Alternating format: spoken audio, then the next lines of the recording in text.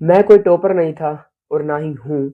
But मैं तुम्हें आज इस वीडियो में बताऊंगा कि मैंने अपने लास्ट के डेज को कैसे मैनेज किया था, क्योंकि इस टाइम पे ना बहुत कुछ दिमाग में चल रहा होता है और उसको मैनेज करना बहुत ज़्यादा इंपॉर्टेंट है इस टाइम पर। तो बिना किसी देरी के इस वीडियो को शुरू करते हैं।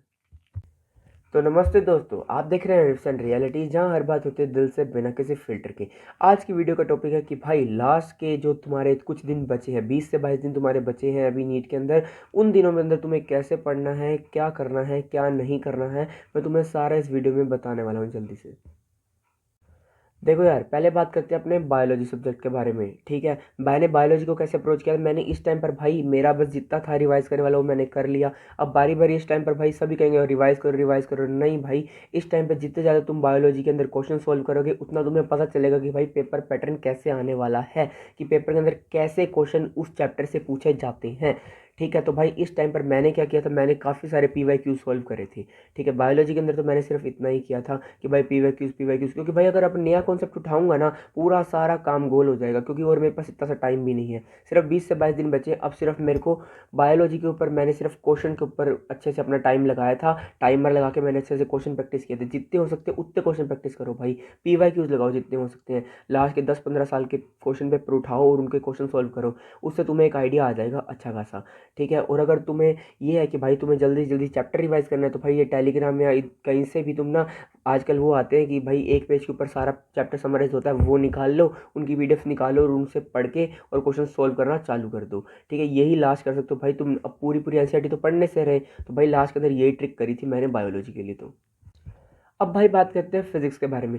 फिजिक्स के अंदर ना मैंने ऐसे किया था कि ना मैं 12th के अंदर ना मैंने ट्यूशन ज्वाइन कर ली थी फिजिक्स की। ठीक है, और मेरे टीचर काफ़ी अच्छे थे। उन्होंने क्या करा था भाई, हमें ना पहले ही बोर्ड के टाइम पर ही उन्होंने हमें ना शॉर्ट नोट्स बना बना कर दे रखे थे। हर चैप्टर के उन्होंने हमें शॉर्ट नोट्स लॉन्ग नोट्स सभी बना कर दे रखे थे। तो देखो यार, इस टाइम के ऊपर अब तुम वो सोचो कि भाई मैं एक एक कॉन्सेप्ट उठाऊंगा, लॉन्ग नोट्स पढ़ूंगा या NCERT पढ़ूंगा, वो तो पॉसिबल नहीं है। तो इस टाइम पर मैंने उससे क्या किया था कि भाई शॉर्ट नोट्स उठाए, एक बार फटाफट फटाफट गो थ्रू कर लिया और क्वेश्चन लगा लिए। और फिजिक्स के अंदर भी भाई तुम्हें इस टाइम पर सिर्फ PYQs पर ही फोकस करना है। तुम ये सोचो कि भाई मैं नया चैप्टर उठा लूँ, कुछ नया कॉन्सेप्ट सीख लूँ, तो भाई इस टाइम पर पॉसिबल नहीं है। अच्छे से भाई जो PYQs है ना उनको एक बार देख भी जाओगे ना, शायद क्या पता कोई एक सिमिलर सा क्वेश्चन वहाँ पर आ जाए। ठीक है, इसलिए PYQs के ऊपर मैं ज़्यादा तुम्हें कहूँगा कि PYQ सॉल्व करो। और मैंने भी लास्ट टाइम पर यही करा था भाई। मैंने तुम्हें पिछली वीडियो में कहा था कि भाई वन शॉट से कर लेना, पर भाई अब सिर्फ 20 से 22 दिन है, तो वन शॉट भी तुम्हारा काम नहीं आएगा। तो प्लीज़ वन शॉट वगैरह कुछ मत चलाना। बस जितना तुम्हारे जितने चैप्टर अच्छे से आते हैं ना तुम्हें, उतने चैप्टर की PYQs लगाओ, उतने करो भाई। अब एक्स्ट्रा करने की ज़रूरत नहीं है।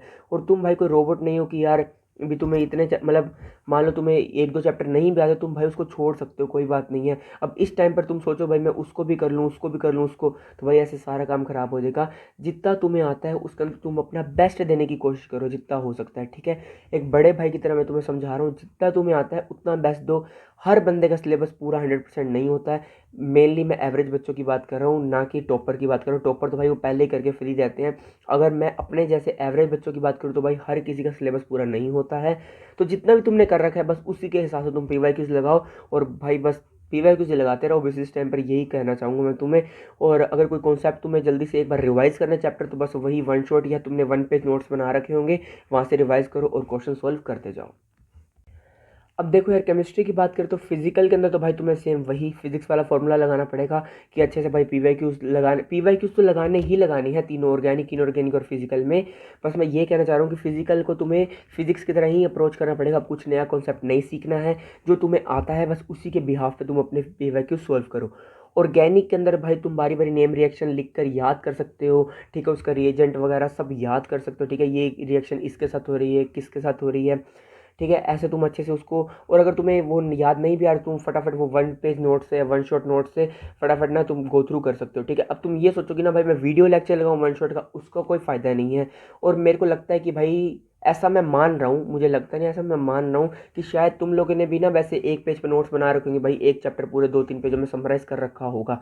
मैंने तो भाई पर्सनली कर रखा था, जिससे मुझे ईज़ी हुआ कि लास्ट के ऊपर मेरे को वन शॉट नहीं देखना पड़ा, बस मैंने फटाफट वहाँ से चैप्टर समराइज़ किया और अपना क्वेश्चन लगाना चालू कर दिया। ठीक है, ऐसे करो भाई, ऐसे ही करोगे तभी काम चलेगा। और केमिस्ट्री में तुम ये सोचो कि भाई अब मैं नया कॉन्सेप्ट लेके बैठ जाऊँ, तो भाई उसका कोई फ़ायदा नहीं है। ये चीज़ पूरे तीनों में यूज़ होती है कि बायोलॉजी, फिजिक्स, केमिस्ट्री तीनों में ये होता है कि भाई अब तुम नया कॉन्सेप्ट ना उठाओ, जितना तुम्हें आता है उतने के पीवाई क्यू सॉल्व करो। ये नहीं भाई, कई लोग इस टाइम पर बोलेंगे रिवाइज करो, रिवाइज रिवाइज रिवाइज रिवाइज। भाई तुम्हारे पास इतना टाइम था, तुमने जो करना था पूरे साल कर लिया, अब उसका टाइम नहीं है। अब तुम सिर्फ क्वेश्चन पे ध्यान दो, जितने ज़्यादा क्वेश्चन लगाओगे उतनी ज़्यादा तुम्हारी एक्यूरेसी और तुम्हें पता चलेगा मुझे क्या आता है वो बढ़ेगा। ठीक है, और भाई डीमोटिवेट होने की इस टाइम पर कोई ज़रूरत नहीं है। तुम्हारे अच्छे मार्क्स आएंगे, जितना तुम्हें प्रिपेयर किया ना तुमने उतने तुम्हारे मार्क्स आ जाएंगे। और ये हर बंदे को अपना पता होता है कि भाई मेरे को इतना आता है और इतना मैं मार्क्स स्कोर करूँगा, तो भाई टेंशन लेने की ज़रूरत नहीं है इस टाइम पर। अब भाई इस टाइम पर ना काफ़ी बच्चे ऐसे भी होंगे जो 10-10, 15-15, 12-12 घंटे पढ़ रहे होंगे। भाई उस चीज़ का कोई तुक नहीं बनता। तुम ना टाइम को ना अच्छे से डिवाइड करके पढ़ो। मैं कहता हूँ तुम दिन में 8 घंटे पढ़ो, जो मैं मेरा बता रहा हूँ। मैं दिन में 8 घंटे पढ़ता था लास्ट टाइम पे, पर ना मैं उसको सिस्टमेटिक वे में पढ़ता था। ये नहीं है कि भाई आधा घंटा ये कर रहा हूँ, आधा घंटा वो है। सिस्टमेटिक वे से तुम पढ़ाई करो और तुम्हारे अच्छे मार्क्स आएंगे डेफिनेटली।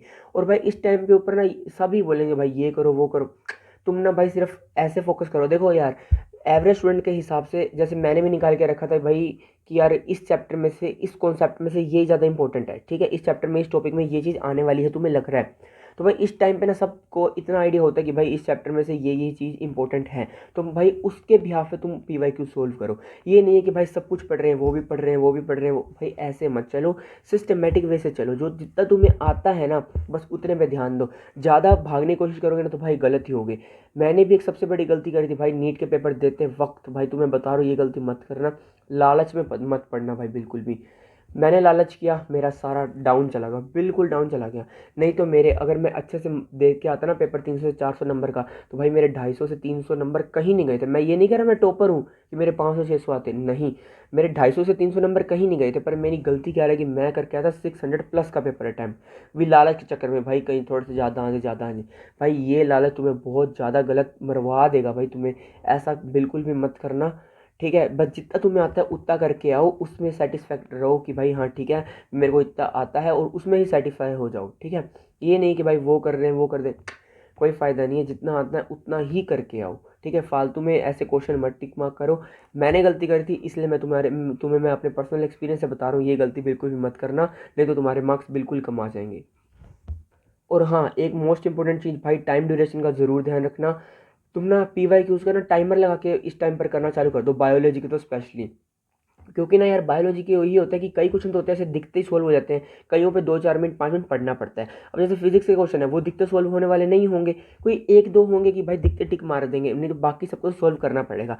पर बायो में ऐसा सिनेरियो नहीं होता। बायो में सिनेरियो होता है कि भाई हाँ देखा और टिक कर दिया, देखा और टिक कर दिया, पढ़ा और टिक कर दिया। तो प्लीज़ थोड़ा सा ना टाइमर लगा के कोशिश करो कि तुम्हें पता चले तुम फिजिक्स के क्वेश्चन कितनी देर में कर पा रहे हो या केमिस्ट्री क्वेश्चन कितनी देर में कर पा रहे हो। ठीक है, केमिस्ट्री में भी ऐसे कई क्वेश्चन है कि भाई कई तो फंस ही जाते हैं बिल्कुल, फिर इसका आंसर ही नहीं आ रहा, आंसर नहीं, फिर बंदे का दिमाग खराब होता है। ठीक है, बंदा डीमोटिवेट फील करता है। पर ऐसा नहीं करना है, इसलिए पहले से ही उस सिचुएशन ना आए, अपने पहले से ही प्रिपेयर होकर चले कि भाई टाइमर लगा के क्वेश्चन सोल्व करो ताकि तुम्हें कोई दिक्कत ना आए। अब आते हैं सबसे मेन टॉपिक, मोटिवेशन के ऊपर। सभी इस टाइम पर बोल रहे हैं कि भाई मेरा मोटिवेशन डाउन हो रहा है, ये हो रहा है, फलाना ढिमकाना। भाई किसी का कोई मोटिवेशन डाउन नहीं है, खुद पे भरोसा रखो। अगर तुम्हें खुद पे भरोसा ना, तुम काफ़ी अच्छा स्कोर कर सकते हो। और भाई इस टाइम तक सभी को पता चल जाता है कि भाई हम अपने कितने पानी के अंदर हैं।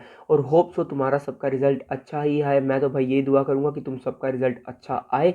और भाई टेंशन नहीं लेनी है, अब कोई मोटिवेशन रील्स फलाना ढिमकाना कुछ नहीं देखना है। अब भाई 20-22 दिन पढ़े, थोड़ा सा इंस्टाग्राम स्नैपचैट बंद कर दो और थोड़ा सा पढ़ाई की तरफ ध्यान लगा लो। दिन में 7-8 घंटे पढ़ोगे, अच्छा स्कोर आ जाएगा। और मुझे विश्वास है भाई तुम्हारे ऊपर कि तुम्हारा अच्छा स्कोर आएगा। ठीक है भाई, बस अब कुछ ही दिन की मेहनत बची है, अच्छे से मेहनत कर लो। कुछ 22 दिन की ही मेहनत बची है, अच्छे से पढ़ लोगे और तुम्हारा अच्छा स्कोर आ जाएगा। उसके बाद अपने एंजॉय करेंगे कॉलेज में जाके, कोई टेंशन नहीं है।